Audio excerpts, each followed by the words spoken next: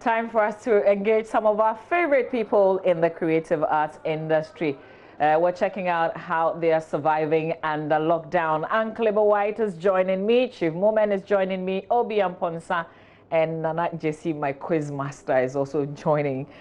So we're joining via Zoom and Skype. Good morning to all of you. Hi, good morning. Hi. Hi.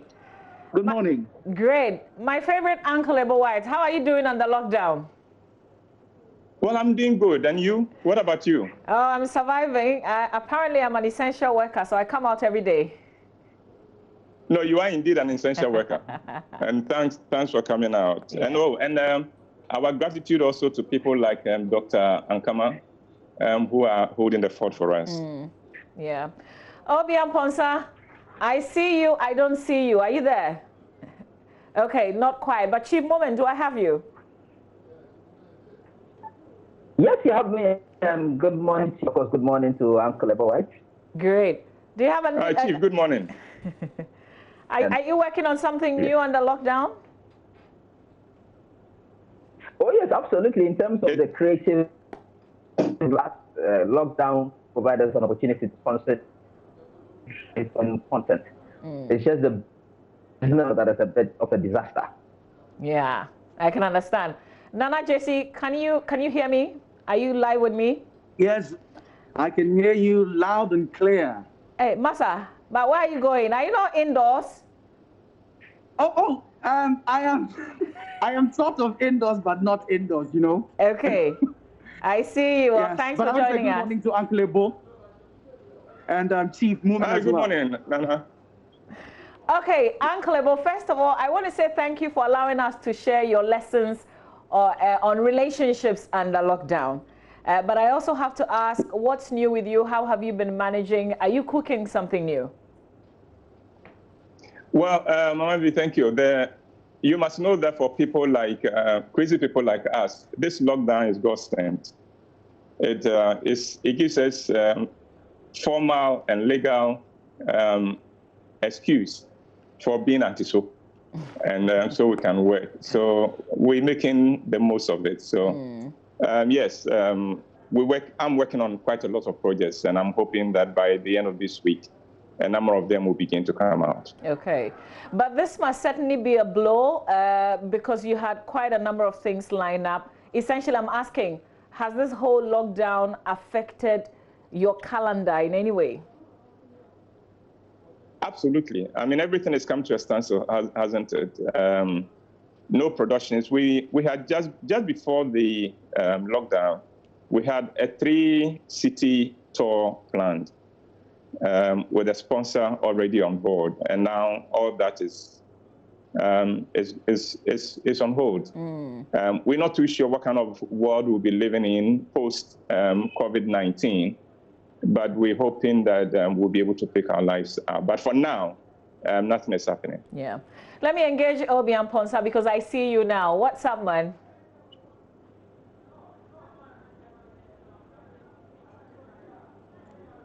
Obi, can you hear me?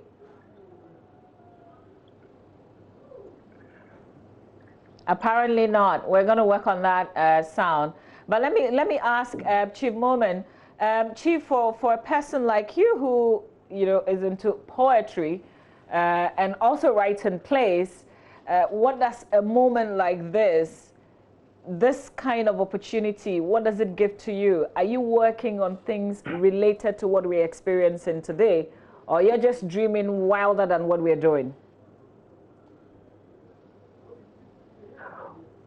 Well, I'm working on a few projects. In fact, you know that the whole of last year I break from my theater production after years of stress, and also because I had gone back to school. So this year we're just coming up to come back into the space to stage a production sometime in the year. Unfortunately, that has stalled, waiting for the pandemic to over for us to see what is realistic to do. In terms of my career as a spoken word, obviously there are no effects. There are no one. For it, we had already been lined up to one or two performances and all either being cancelled or postponed. So in terms of my poetry career, that has also been on a standstill, which however, from the writing perspective, as Uncle Papa said, it has been thoroughly brilliant. And when people ask me how is the lockdown going, I tell them that for writers, I mean, we're already used to lockdown. When they have to create a particular piece, usually they like to be high concentrate. So in terms of the creativity, let's work on a few projects that I had put on hold for a while, actually. But I started thinking about that. So I've been writing vigorously. I believe that we should lock down. At least we'll have some materials that if we want to use something, we can straight away jump to it. Nana Jesse, one of the things that we wanted to check when we came up, with this conversation was how people like you, how actors and creative people are surviving, knowing that you have to be featured to make money. So I have to ask you that question first. How are you surviving? Personally, I think what we try to do, when I say we, myself and Yesa Legacy, we always try to be ahead of the curve. So we had a few productions that we had already recorded, pre-recorded, almost a season or 2 seasons worth of production that we've already done. So about that, I think we're sorted. So we always try to be ahead of the curve. But in response to this particular pandemic, what actually happened is that we are now trying to use technology in a different way. We're also trying to tell stories in a different way, because right now there's so many ways you can do things. This pandemic has actually forced us to stop doing things the regular way. So we have to start thinking differently and do different things. As we speak right now, we're trying to bring back KJTL versus Mokola in a digital form.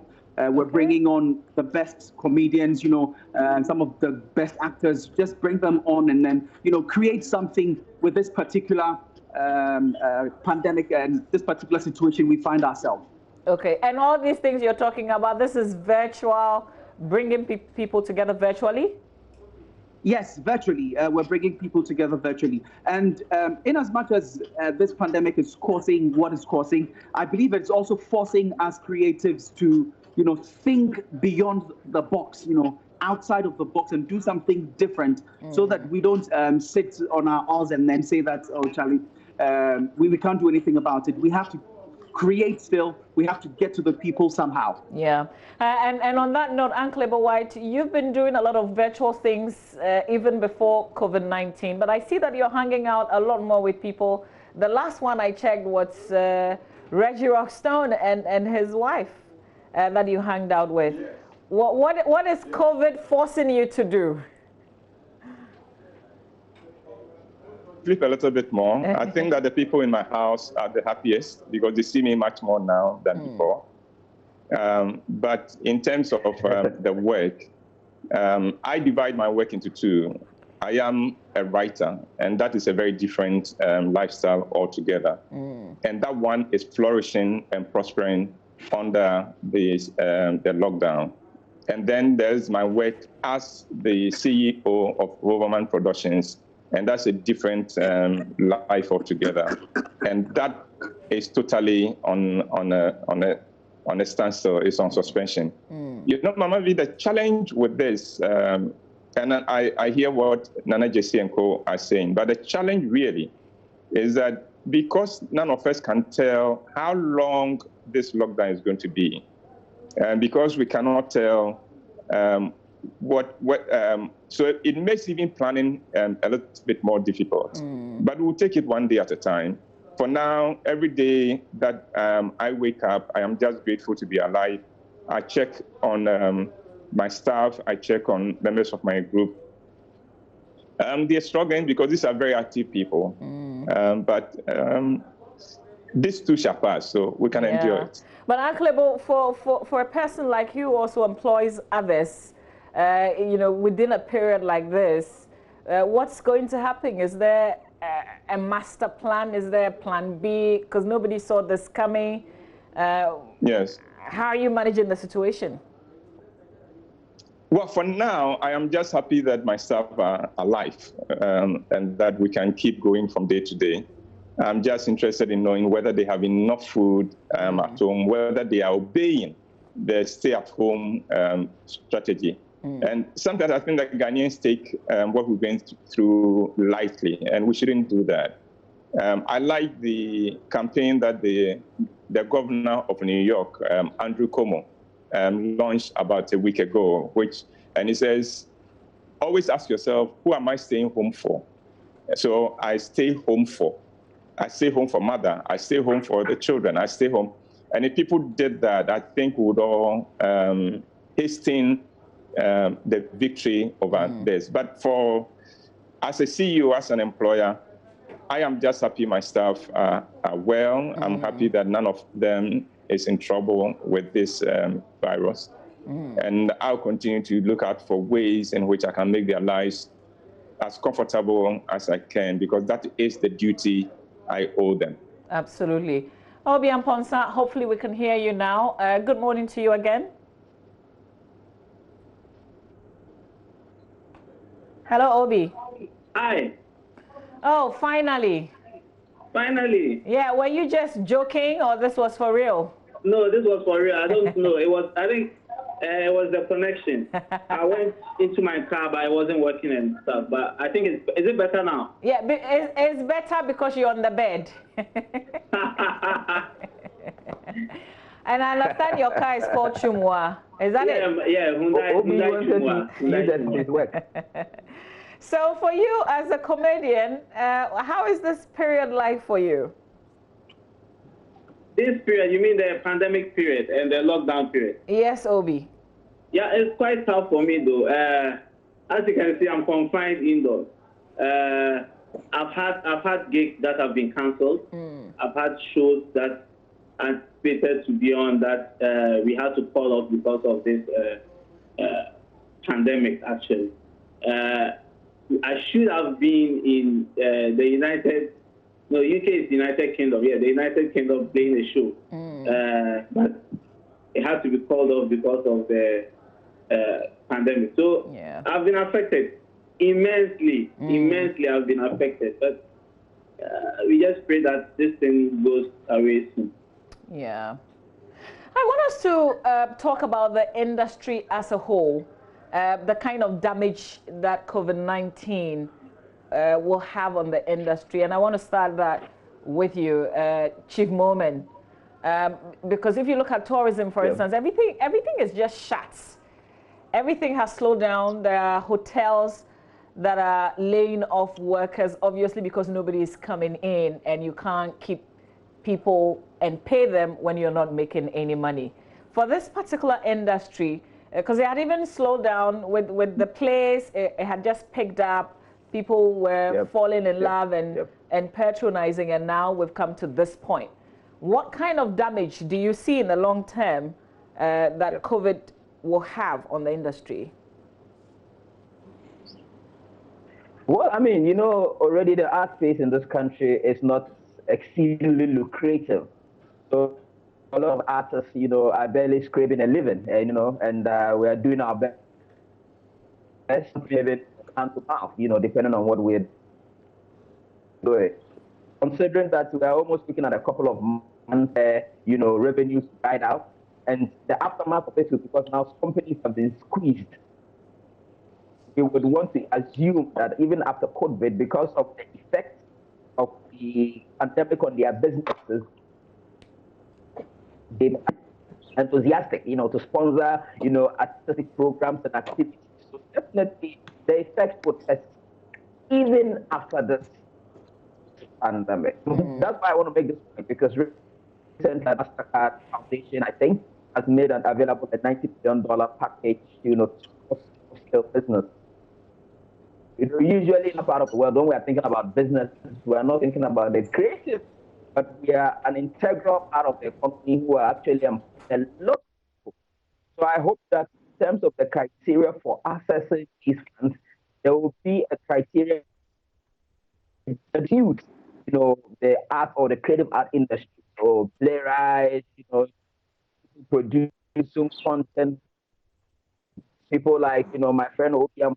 So all of us would at least be able to apply and have access, because I believe we are one of the who will be affected. You know that in times of crisis, when people are cutting budget, one of the first things they cut is probably creative entertainment artistic budget. So in terms of people affected,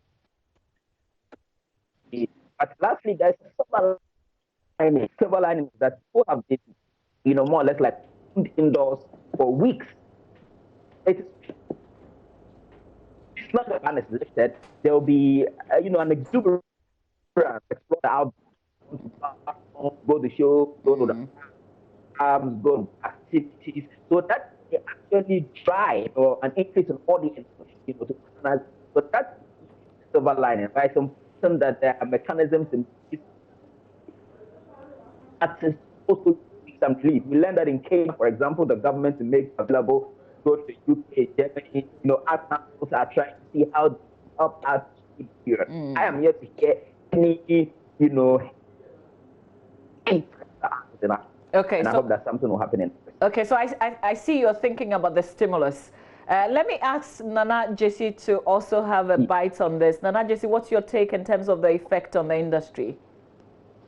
I think it's going to have a very dire effect on the economy, like Chief Moomin said, because we barely even have an industry. You're talking about the movie and the comedy industry. We barely even have an industry. So this thing coming in is going to really hurt our little industry that we have. But just like Moomin also said, there's a silver lining. And then we're hoping that we take advantage of this particular pandemic, because we, for instance, we do things over the internet, and it is something that we're hoping that we are going to take advantage of, because now people are at home. People would be, going on the internet a lot more. People will be, going to YouTube's, all these platforms. So if we can find a way of, providing content for them, we can also, get their attention right now. And after the whole lockdown is done, I'm sure there'll be a scram for a lot more production from us. Okay, Uncle White, I don't know what you think of that. After the lockdown, people will be yearning for the creatives. Is that what we should expect? Well, Mamavi, right now, none of us can tell, because we do not know how long this is going to be. We do not know in what turn it is going to take. If, for instance, the lockdown is lifted as at the end of this week, then we could quickly come back to what we used to know as normal. But if it is extended and it keeps going, the point is that much as people may want to come out when it is all over, the problem will be whether they would have the money to come out. Unless we're going to do free shows. If we're going to do free shows, it would be packed. But the problem will be, will people have enough money on them when the lockdown is over? We only hoping and praying that it will be over sooner than later. And the sooner it is, the better for not just the creative industry, but for everyone else. Yeah, Uncle, I'll come back to you on your take on the stimulus package and whether or not the industry deserves, if there's a window of opportunity, how do we take advantage of that? But Obiam Ponsa, let's hear you on the impacts of this on the industry. Yeah, I think they said almost everything. We are going to suffer quite a hit on the creative arts industry, because most of the money we get, most of people patronize our shows by their, how do I put it, their extra monies from their, I don't know how they put it. So it's entertainment. You think we use the extras in patronizing your performance? Exactly. Okay. And now you are indoors, so you are exhausting your extras. Disposable income. Once the lockdown is over, it's going to be quite a while before we have people patronizing our shows. And there's that stigma also with the social distancing stuff. So it will take a while for people to agree that now we are fine, we can come together and then laugh at comedy shows.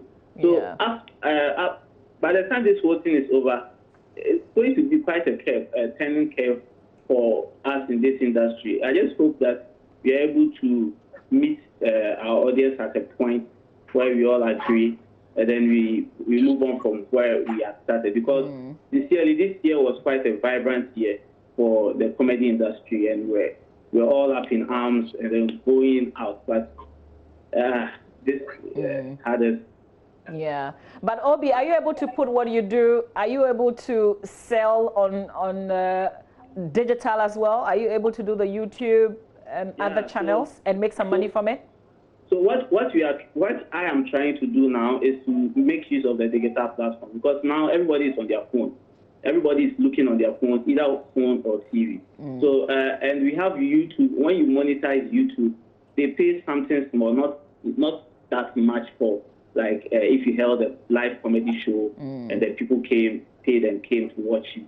But I mean, it's quite, it sustains us for a while. And now there are other digital platforms that we have OnlyFans, we have Patreon, we have Kofi K or something. There are digital platforms that when people are watching you perform live and they feel like they should contribute to that, they pay to that. So looking at this thing lasting for a longer while, we may need to resort to this platform so that we entertain people, and in as much as we do entertain them, be able to at least get some revenue during those periods. Yeah.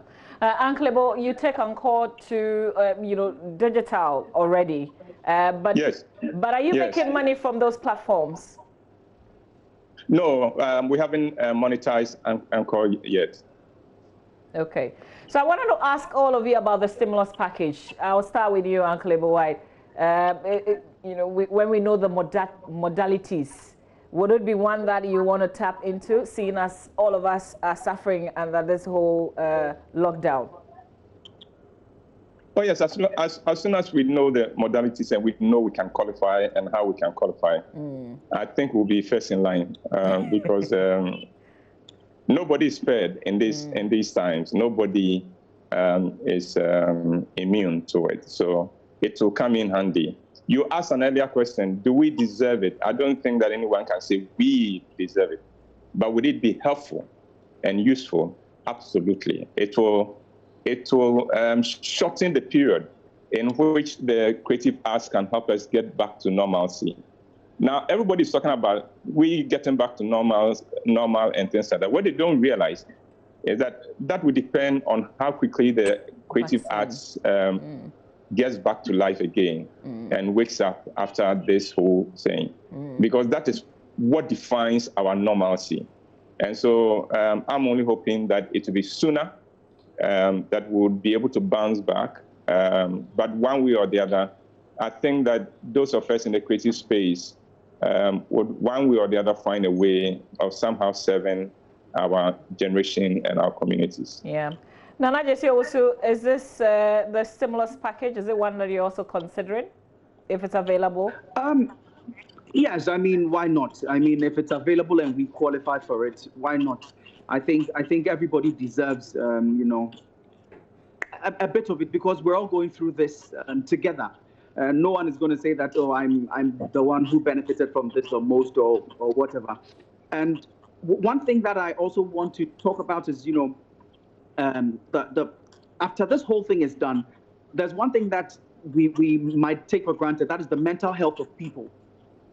And that is where, we the creatives come in. I mean, through this period, I mean, it's the creatives who are going to keep people entertained, who are going to keep people sane and whatnot, because this is not an easy period for anybody. So after this, I mean, it's important that, the creatives are actually considered and then given something so we can, bring people back to life. Because this is more like a mental thing. Yeah, I feel you on that. Chip Woman. Yes, absolutely. I mean, let me just take it from where Nana Jessie has left off. Imagine how this pandemic would have been without the creative industry. People would have been bored sick and almost run insane. But at least people are able to survive, you know, by going onto Facebook and YouTube and watching movies, listening to music, and especially consuming comedy skits. So that should tell you the important role that, you know, creative art playing, to say. And post-pandemic, post-COVID, the creative arts would also have an crucial role to play in order to resuscitate people, to bring, as Uncle Boy said, we will be the ones to, you know, bring back the country, the mindsets of people to normalcy so that you are able to boost their enthusiasm, work, and take activity. I guess my point that I want to stress about the stimulus package that when the appropriate authorities sit down to fashion out strategies and criteria for education, they must necessarily consider the creative art industry. Usually what we have seen in a lot of these grants and, you know, things that are out, that usually there's nothing that shows that as a creative art is legible. You know, it's usually manufacturing. So we are saying that they should consider the creative art industry and make sure that at least they do the franchise Yeah. So to speak, yeah. But essentially, they have to make sure that they capture it. Great. What's your take on this, Obi? The stimulus package, forgive me, but I sincerely don't know what the stimulus, what is it?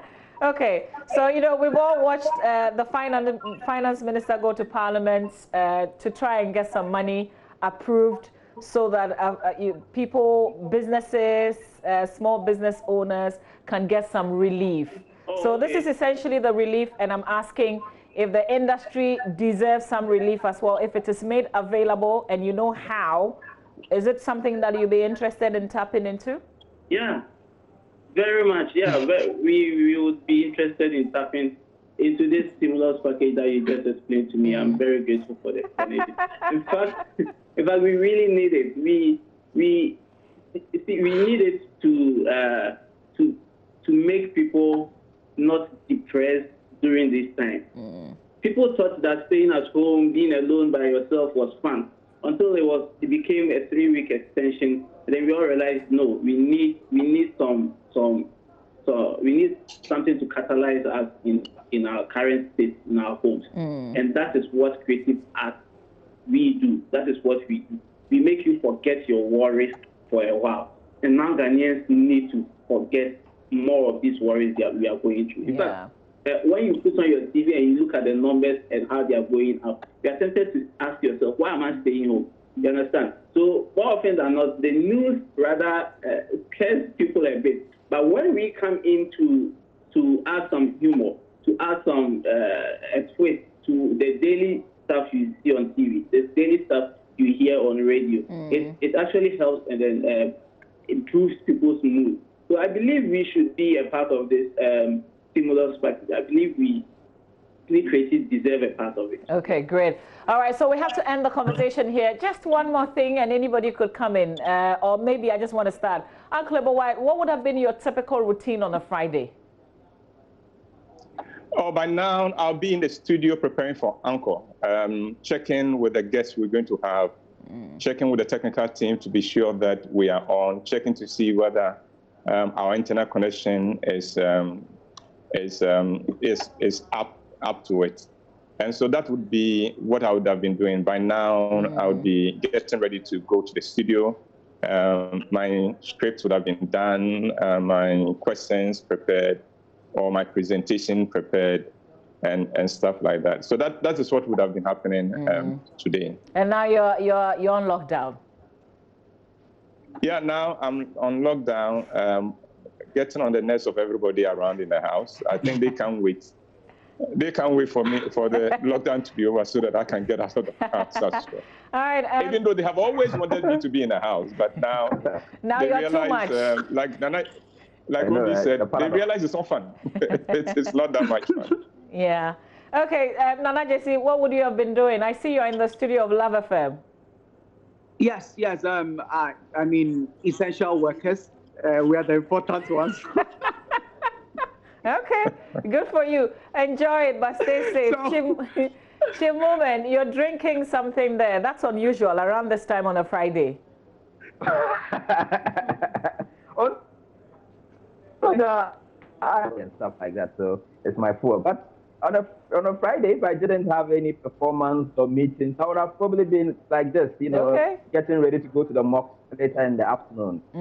So for me, I'm okay. All right. I'm only worried that and his colleagues have not been considered as a chap. No, Chief, continue. You were saying? I'm saying I'm only worried. Yes, I'm saying that I'm just worried that Obi Amponsa and his ilk have not been categorized as essential workers. I wonder what he would be doing. Obi, if you were an essential worker, what would you be doing? I am an essential worker. I am an optometrist. But what happens is that on Fridays I'm actually off. So I work from Mondays to Thursdays. So okay, no, seriously, for real, or you're just joking?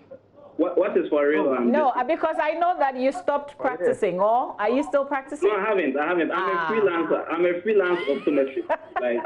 Yeah. So you can call me for special services in your house when this whole thing is over, and then I'll take off. Charlie, you for drop your number. Gentlemen, I am so grateful that you could make time and spend with us here on the AM show. Thank you, Uncle Ibawai. Thank you. God bless you. Thank you very much. And Chief Moment, thank you as well. Nana JC, thank you. Obi Amponsa, thank you very much. Thank you. I love you all. Thank you for having us. All right. You're welcome. And stay safe. Mama, stay safe. Thank you, Uncle Ibo. I will. Okay, so there you have it. We just try to figure out what's happening in the industry with some of our favorite personalities. I promised you I was going to put out the number. This is Kolibu. This is not Dr. Akama. This is Kolibu because we got messages of people who said they've got surgery, one thing or the other, at the Kolibu Teaching Hospital. So we're putting the numbers out. This is a directive to patient. This is what Dr. Akama shared with me. He works at Kolibu. And it says only new cases will be seen at the OPD until further notice. Please call the following hotlines for further instructions if you have been scheduled for a review. And this is only Kolibu Teaching Hospital. So you can take down these numbers as they apologize for any inconveniences caused. And on that note, well, we hope that we've helped even as you've been under lockdown this week. We thank you for your company on behalf of Roland Walker, our lead producer Derek Okosam, and all the production crew. Thank you for hanging out with us this week. We will see you, God willing, on Monday. Please keep safe wherever you are.